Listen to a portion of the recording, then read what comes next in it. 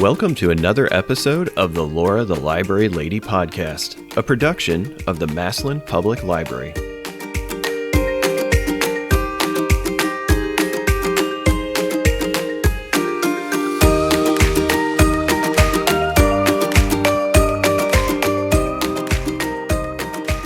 Hi, it's Laura the Library Lady here at the Massillon Public Library in our podcast studio high atop the library building here in Massillon, Ohio, with two members of the Obie Crew, established in 1970 with the live tiger mascot from the Massillon Tigers. Today we have Don Shonk and George Mizer. Welcome. Thank you. You're welcome. Nice to be here. So we were going to talk a little bit about, how the live tiger came to be a thing in Massillon and really got us pretty famous for having our high school football mascot be a live tiger, and you guys took care of him. So whoever wants to talk a little bit first. Well, I started in probably the mid 80s, and I was on the Tiger Crew for 26 years. Had a lot of fun. It was a lot of work, but it was all worth it. When I started, it was Ed Annan and Bob Hollander and myself, and Ed always liked the big tigers. It seemed like they'd start the season, maybe they'd be 100 pounds already. Wow. And they're very, very strong, a lot stronger than a 100-pound dog. But it was just a lot of fun. And Ed passed in 94, and Bob took over as charge of the Tiger Crew. And then Clarence Rambaud came on for a while. And then after he left, George Mizer here next to me. And, well, we were together a long time, weren't we, George? Yeah. We had a lot of fun. So Massillon has had a live tiger mascot from 1970 until what year? I think you told me. We went 50 years. Oh, so wow. It ended that year. 2020? Yeah. Wow. See, I wasn't keeping up with it. Wilbur Arnold's the one that actually started Yes. the Obie Crew, or Way back Finding Obie. when? I think the story is that he went to a LSU football game, and they had a live tiger, a full-size tiger. Oh, wow. And they have like a zoo built right there at the university, so it's kept there all the time. Permanent mascot. And a permanent one has the same name, but it's always been different ones. Just like Obie always had different. Yeah, but Wilbur kept saying, well, we should have one at Massillon. And then he was on search till he found one in 1970. I don't remember where he actually found it. Do you? I don't know. I know Ed used to, sometimes he'd go to Wisconsin, Ringling Brothers Circus. Oh, right. And they would lend us one? Pardon? They would lend us one? They would give us? Yes. Okay. Well, I did hear one time, I wasn't involved in that early that they would buy the tiger, but then sometimes when the season was over, it was kind of hard to move on and sell the tiger, or to sometimes give him a good home. Yes, and so after a while we just started to lease the tiger, and then it would go right back. But we also got him. There was a farm up in Ravenna. Okay. I don't remember the name. A number of tigers came from there. Was that Witchy? Yes. And then Stump Hill supplied quite a few. In Perry Township. Yes. So you said Witchy. That was the name of the farm or the tiger? That was the name of the guy. Oh, that was the name of the guy who leased you the tiger? Yeah. So I never had the pleasure of meeting him. I was only up there a couple times. We took him back, so... Well, I do have in my hand this book called The Town Tiger by Wilbur Arnold, but it is a fictional biography of a tiger. Oh, I didn't know that. Yes. It says it's told partly through the eyes of the animal and partly through the eyes of his youngest daughter. So a fictional town tiger story. But it looks like a real Obie on the cover of the photo. So. Yeah. It probably is one of our Obies. Yeah, I would say. On the, not to interrupt, but the way I always remember the story with Ringling Brothers was we gave Obie back to Ringling Brothers because they always ended their season in Cleveland. Oh. And it would have been right after our season. Do you remember that? Yeah. No, I hadn't heard that. I told you we could make stuff up as we go. This is an all-true podcast. I remember Obie being brought around to all the schools. I went to St. Mary's when I was little, and so I remember somebody, not you, Don, probably not, but probably Wilbur Arnold and some of those guys bringing Obie around, during the fall to all the schools for the kids to see. And that was something really special, that you had this live tiger. And then you also had the guy dressed up in the band, as the tiger mascot. So you had both. And he was with them? Well, sometimes. But I mean, just because usually the band followed us too. Yeah. They may have been there after. Yeah. So. But I mean, like, to be a little kid, I mean, it's kind of like Santa Claus. It's like, which one's the real one? Is the live tiger cub the real Obie, or is it the guy dressed up is the real Obie? We used to, when we would go to the schools, it was always, when I joined, it was McKinley Week. So that was the main thing we did. And we would walk in there, and the kids would have to be in a circle on the floor. St. Mary's we never did. They had to keep them outside, and yes, you guys walked around and had to leave. That's that Catholic upbringing, I guess. I don't know what it is about tigers and Catholics, but anyways, the kids would stomp and they slap their hands, and Obie would go around, and Bob would let him get close enough to the kids, and so they could just touch the backside of them or the tail. Oh my goodness! The kids loved it. 100-pound tiger? Well, no, actually, since I was involved, Bob liked to get the ones that were about 12 weeks to 15 weeks old at the beginning of the season. Then we would have it up to the end of the season. Then he would be 100 pounds. Okay, so he would have grown grown into... And then he'd be a handful then, let alone starting the season with a 100-pound tiger. Yeah, because if you got a 100-pounder to begin with, it's, pretty big, pretty old. And then by the time the season's over, how much would they have weighed? Well, it was about 100 in my case. Yeah. And the bigger ones, they would usually 50, 75 pounds they'd put on. Yeah. But one year they brought the same tiger back. I think I remember that. It was 300 pounds? Yeah, it was like mid-70s, I believe. And Ed told me they were in the stadium and nobody was around. They had the 3 guys on the Tiger Crew. This was before me. And they put 3 leashes on it and took it out in the field. Oh. And that tiger just drugged them wherever he wanted to go. I can imagine. So after that, the tiger went from the cage into the cart. He didn't go walk on the leash. No, sorry, tiger.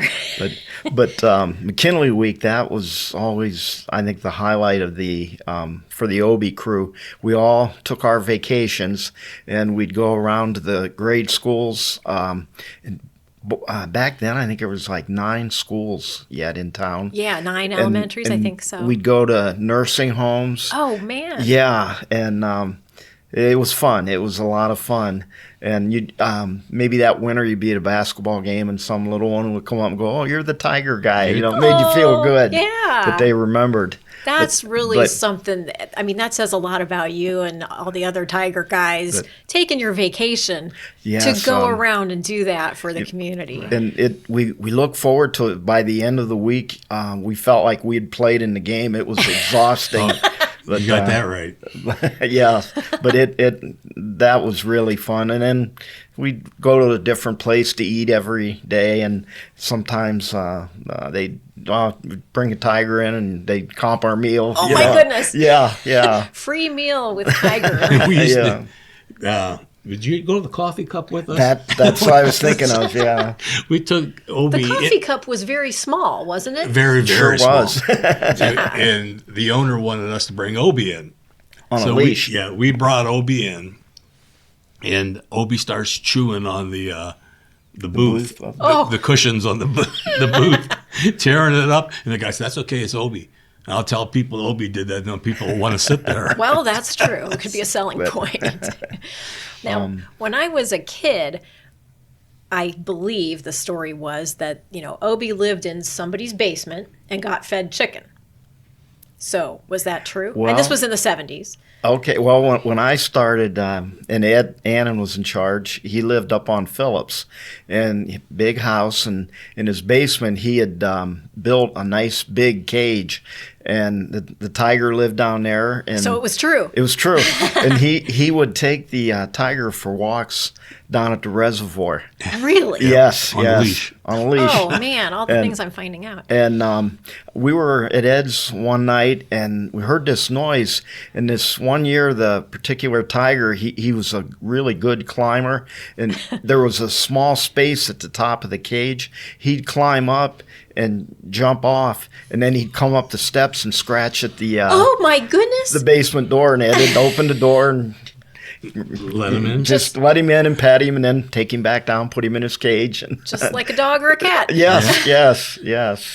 So I wonder if there are tiger scratches on that door to this day. I believe there bet. still are, because Stephanie Skaza it was, but she's the English teacher at the high school. She lives in that house. Oh, I didn't know. Really? And it's still down, the cage and that, or whatever, is still there. Oh, cool. And she says, everybody that's owned the house says, don't ever take that out. Yeah, leave they- that there. That's Yeah. historical. Yeah. On the kind of on the chicken, Oh, yeah. we never bottle fed them, because they were basically weaned by the time I was involved. Uh-huh. And we would give them meatballs, Oh, really? raw meatballs, and we'd feed them by hand. They were pretty gentle back then, until we started giving them chicken. Oh, really? Then they become a little more aggressive, didn't they? They did. And that's when you would see the growth spurt, because they would eat the bones and all, just like that, and everything's gone. I was going to say they must not have been Italian. They didn't like the meatball. They wanted the It's chicken. not a spicy meatball. Yeah. Wow. Yeah. So, I mean, they would have been several months old and, Yeah. like you say, having a growth spurt. People would always ask, "Don't you cook the chicken?" Yeah, do you cook And it? well, they don't cook the chicken in the wild. No, just no. Put we had some that they got fed and walked 3 times a day, but we At had a least. few of the bigger ones. They might eat like 3 pounds at each meal, and they usually cleaned it up. Oh, I bet. And their big treat was turkey necks. Yeah, they love turkey necks. We would always get a case of turkey necks, Oh, my like 40 goodness. pounds. 40 pounds of turkey. Yeah, that was like a treat for them. So that was their raw treat as That's a turkey. right. neck. Yes. And the chicken was raw.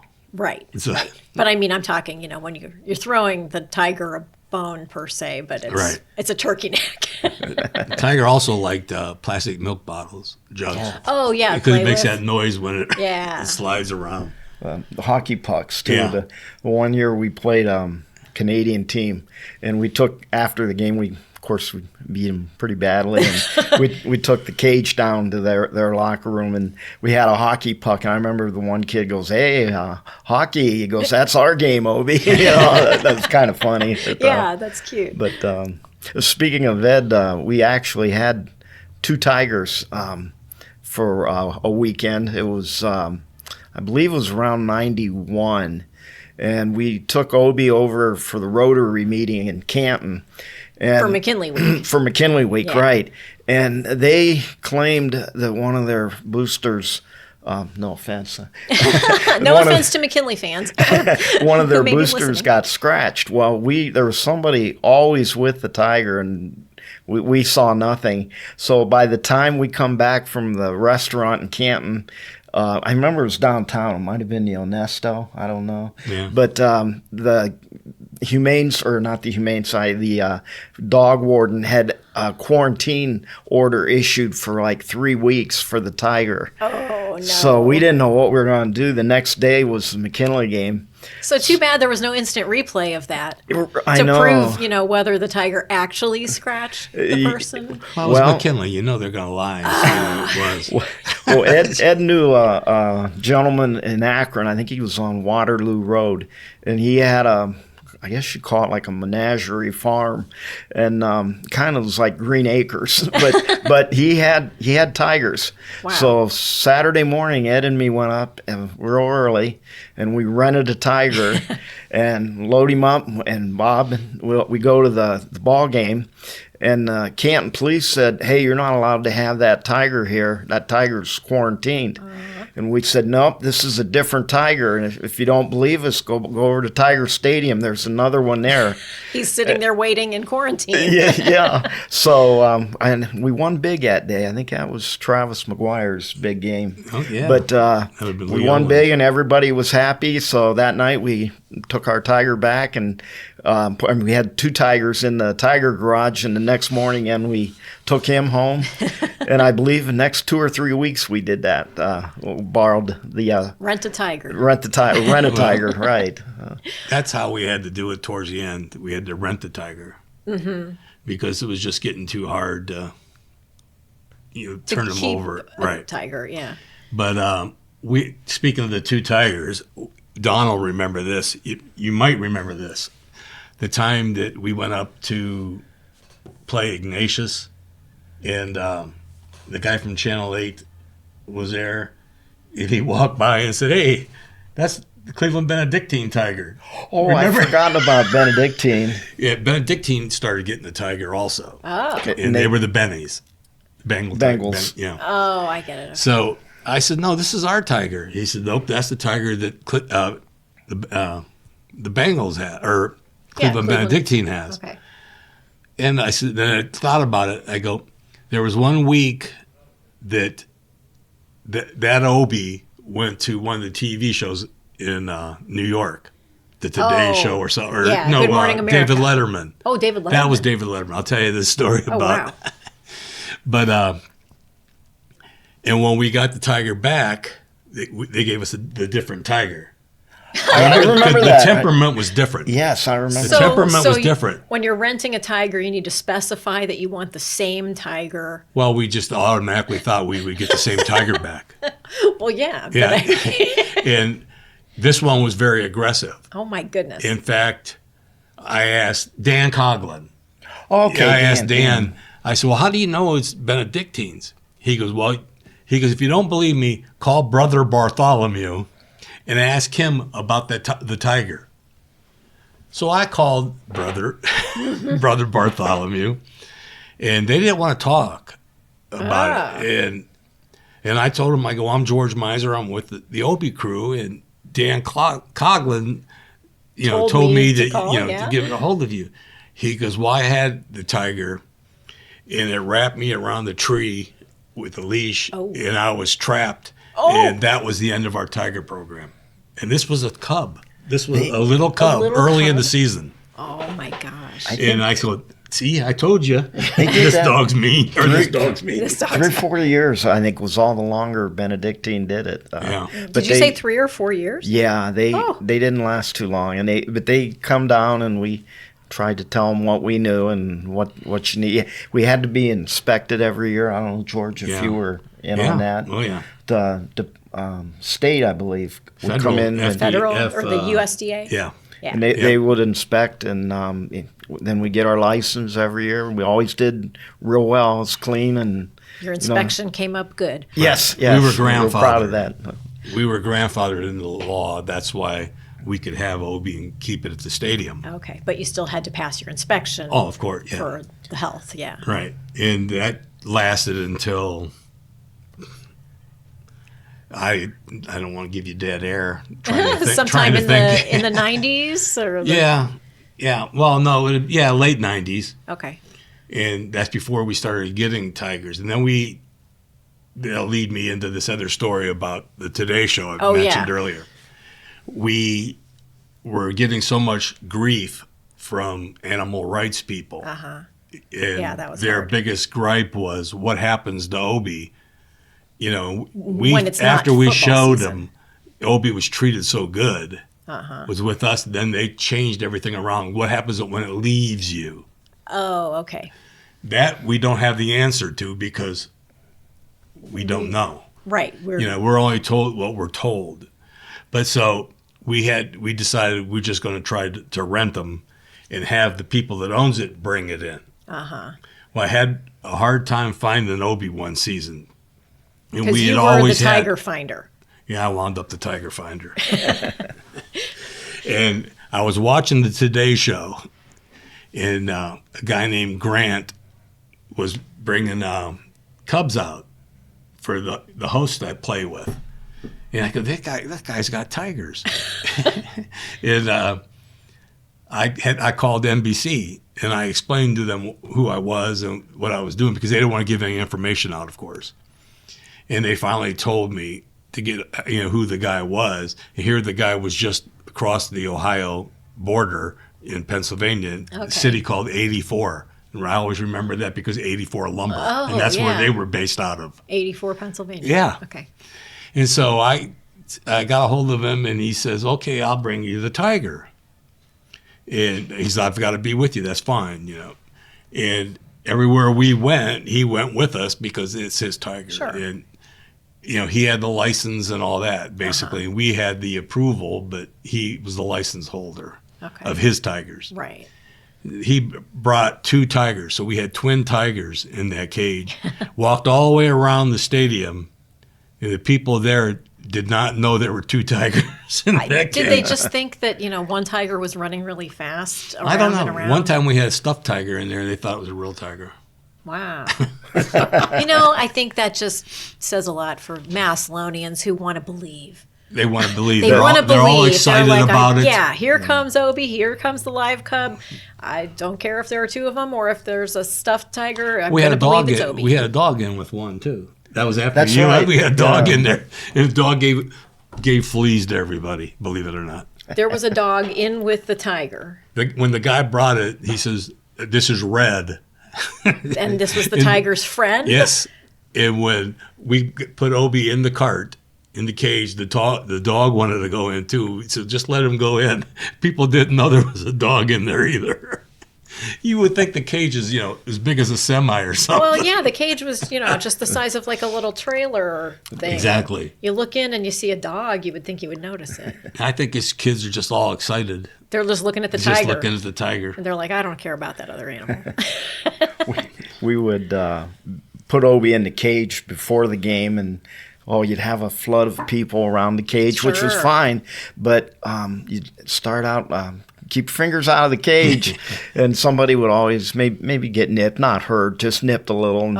And by the end of the evening, you weren't quite as nice about it. And then after the game, we'd let people see Obie or come into the garage, and we'd be there till the lights went out at the stadium. Wow. And we got to go home now. Obie has to go to bed. Yeah. One thing we should, I think, hit on. The ghost at the stadium. Oh, What? I know. I'll let you. As our veterinarians we had, we were blessed. When I started, Doc Lindsay out on the west side, outside of Massillon, that volunteered his time and his Dr. care. Earl Lindsay, I remember him. Okay, yes, we took our dog there. I went out there a couple times with Ed, and then after he got older, Mark Christine did it. Yes, and I know him too, and he had his license plate that said Obie Doc. I was just going to say I'm that. sorry. Yeah. No, that's fine. Sorry, but Doc. yeah, he was Obie Doc. And once in a great waff, we had something going on. He even pinch hit and would come down and take one of the feedings for us. But that's he cool. was really, really good with the tiger. Yeah, and, what a nice guy. Yeah. We were never had to pay for anything. We were really blessed. We had people those that wanted guys to to do take that. care of him, yeah. Yeah, so Obie got all her shots and all the flea medicine and all the medicine we ever needed. We went multiple times because he's just bring it in. We'd go every couple at least weeks, once a month or 2-3 weeks and get it weighed. The progress and it was funny. I think he had a helper one time and veterinarian. He was scared to death of it. He didn't want anything. He wouldn't even come in the same room. Oh my We God. won't tell anybody that he's also a former Booster Club president. Was scared and went in the other room and would lock the door. Like Obie could unlock the door to get him. We used to stand, we go, can you believe that, Don? He's locking the door. And Mark's just shaking his head. Well, the tiger has claws. He could pick the lock, right? Right. Yeah. Well, we had a few coaches that I don't want to mention any names, but before Coach Owens, he was scared to death of the tiger. He wouldn't even walk down the hallway at the old high school with us. Keep that thing away from me, And, We had one. It might be the same coach. I don't know, but at the touchdown club, He says, "Get that tiger away from me." You know, he used to be a basketball coach at Massillon. Am I talking about the same person? No, this is different. Yeah. But he just said, "Get that tiger away from me." I said, "But he likes you." He likes you. He likes you a lot. He would like to taste you. The last time we went to Altoona for a game, Sunday morning we were leaving. We won. Everybody's happy.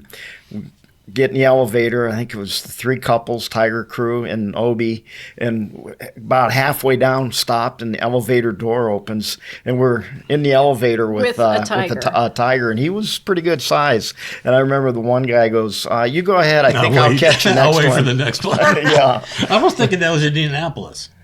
that might have happened there too. I know, but in Altoona, I remember. But yeah, I had no idea. What a privilege to travel with Obie, and then that's pretty funny to have the elevator open. There's a tiger on a leash. It's a privilege till Obie decides to do his business. Oh, when we're in the van, it's just the windows are down and people are hanging out the windows. It probably takes a lot of kitty litter. We didn't use any kitty litter. No, we don't use no stinking kitty litter. I'm thinking the stinking is why you would want to use the kitty litter. Bleach. A mixture of bleach and water. So you just get rid of the mess and then you bleach and water. I have a story about the bleach. I think we were talking about that the other day, weren't we? About me, I was pouring the bleach on some urine. And it sizzles, bubbles up. And I started getting lightheaded. They said, "You mean you left the doors closed?" I never even gave this a thought. I was being overcome with by the bleach fumes. And the ammonia in the urine. Oh, yeah. You don't mix bleach and ammonia. Well, now I know that. I'm lucky I'm here. That's I guess. right. Yeah. But we had local fire or burglar alarm people put in security system in the Obie garage to help protect Obie because we were getting threats of people wanting to come in or. Well, yeah, sure. You don't want Obie to be there. So and we never got a bill for that. Oh, wow. It was great that a lot of people in the community loved Obie, still do. Yeah. And Bob's not here, but Bob is the one that always gets. "Oh, I sure miss Obie," and Bob because Bob Hollander, he'll was tear in up on it for a long time. Oh, it was always, and we never wanted to go with him when he took the tiger back. Because he would start crying, and then we'd start crying. Oh my gosh. We'd tear up or look at each other. Oh, don't cry, men. Okay. We had one Obie that was towards the end before you retired that didn't like me, and I was the morning guy. You remember that? And I had to call you guys. I go, "It won't let me even get near him." As soon as I opened that door, you see me, he would start screaming. Oh my! And I said, "I'm really scared." And I go, and they come over, him and Terry Bunk was helping, and they come over, and they go, "Hi, Obie," and Obie would hush up. I go, "You got to be kidding me." Don, you were loved. I did Tiger Whisperer, I guess. That's right. But you'd open that door and throw the chicken in, and then you close it. Don't you have like a little chute? Well, we have a chute in the back where we used to load the big one up. We used to put the cage. No, I mean a chute for the food, just in case you can't open the door. Actually, we throw the chute back. We've done that. Put the food back there and opened up the trap door. Okay, yeah. We'll have to do his business over there so you could clean it. Oh, get him back in the other room. Yeah, switch them around. And some you could get right in with them and do all your work, and they were just, it's like people. They all had a different personality, and then other ones you just. Not going to bother him, huh? When it was time to take him back, it was like so long, but the really good ones, you miss them then when just you had like to take them. Big Pussycat, right? Yeah. Wow. But, we had a run to a nursery or daycare, not a daycare. We went to daycares too, besides the elementary schools, but nursing home. Oh, right. And I remember there was somebody that freshly had. Leg amputated. Do you remember that? Yeah. And we had to get that person in the other room because of the fresh wound. Obie was going. Obie could smell the blood, and that's terrible. Wow. Yeah. Things started changing back then, right around then. It's just it wasn't so much fun anymore. Yeah, that part's not fun. Went to growl, and one of the grandpas had a bulldog, and he thought it was funny to bring this bulldog in, and the tiger did not like it. Oh, the tiger probably did not think that was funny. No, and we like, please stay back, because he could hold his bulldog. You're trying to hold it for all we could. Tiger, yeah. And I know 1 year McKinley game here, the guy brought the bulldog across, and the tiger just like sat back on its haunches and just swiped right across its nose, and he bloodied him a little bit. But but later on, then there was some older ladies that had the bulldogs. They were real nice. They stayed back. Yeah. No, they respected the thing. They didn't. You're talking about Connie. Yeah. It wound up that Connie from McKinley. Yes, Connie from McKinley. She had one of the bull. They had like 3 different people had bulldogs. Okay. And there was this competition. Oh, I'm the one that has the bulldog. I'm the one that has the bulldog.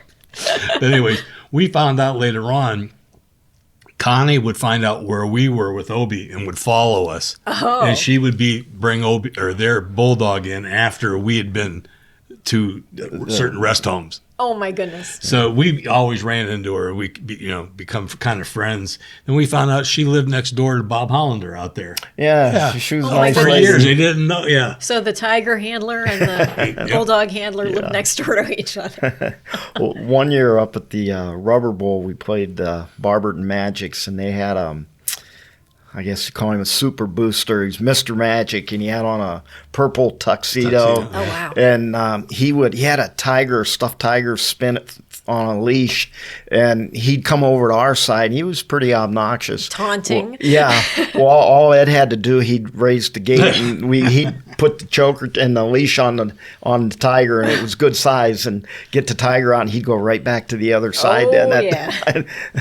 So, I was going to ask you, what is the mascot for Barberton Magics? But I guess it's Mr. It's a Magic. magician. Yeah. Okay. Yeah. I don't know why I couldn't have thought of that the tail, myself. top hat. Very nice. Okay. But we had a lot of good times with Obie. We had fun. We do miss it. But then again, we don't sometimes. Well, yeah, a lot of work. And I'm 72 now, so it makes a big difference. Not as young. Remember George one time told, we had a reporter, I think, from the Rep, how Obie was a chick magnet, and he put it in the paper. But he's not. Don's the one that first said it. Well, and I picked up on that. Maybe, but Don thought of it, but you I'd rather not comment on that. So. Well, Rhonda's not going to listen to this. I was going to say, no, Don's wife works at the Massillon Public Library, and I know her, so I know she's going to listen to this. Obie the chick magnet. The thing about Obie, too, is like, my kids and his kids all grew up around Obie too. Right. And there's like, I was just thinking the other day, boy, we never got a picture basically of our kids together, or even the grandkids. Mm-hmm. We did that picture at Stump Hill with your granddaughter and Allison. You guys are going to have to get a portrait of Obie and then gather all your families together and have the portrait of Obie in the middle of the picture. Yeah, that would be a good idea. Yeah. So definitely a family affair. And Robin, my youngest daughter, mentioned the other day about we went up to the Woolly Bear Festival, and they rode on the back of the truck with the tiger, and she remembered that, Met Dick Goddard, and he was a big Tiger fan. So and that was always the treat. Even the McKinley parade, everybody wanted to ride with us. Ride with Obie and the Obie Crew. Nice. And you know how tiring Eye of the Tiger can get? Being piped in over and over and over. And we would have parades, and so many people would love Obie and Bob. Mm-hmm. They would run to the van, and Bob would slap their high five him. Oh, He's wow. always been known for his hard high fives. But one time, when we got to the end of the parade, they go, "What took you guys so long? Why was there 2 parades?"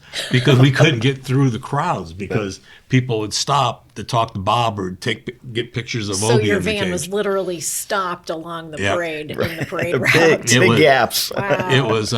We had a pickup truck. Bob had a pickup truck, and we had planks or whatever. We run with that cage to get it up there. Yeah. Well, one time when we were done, people followed us back to the garage. You remember that? Yes. And they were from Michigan, and they didn't know what was going on. They had no idea. They weren't there for the game. They were just passing through. So they just saw a tiger. They saw the whole parade, and saw the tiger, and they followed us up and was asking us all kind of questions, and it was in the dark, and up in the stadium, you don't feel real comfortable there. But you had a tiger, so Yep. you were probably safe. Yeah, I don't. Maybe if it was the one that didn't like me, I'd been perfectly fine with that one to protect me. Well, you guys, it's been so much fun. I want to thank you for being here and telling us all about Obie and the Obie Crew over the years. And it's just such a great tradition that a lot of people in Massillon have great memories of, and I'm sure we'll thank enjoy. you for asking. It was fun to get together and talk about it. Yeah, thank you. Even though there's a McKinley Bulldog in the room, we're fine with that. Oh yeah. Okay, we just have to They excuse have our a pretty engineer rough. here. About 8 or 9 years, it's been pretty rough on these guys. So We're not going to talk about that. We're just going to talk about the happy stuff. We'll let Jesse what's alone. happy for us? Thank you, guys. Oh, Thank thank you.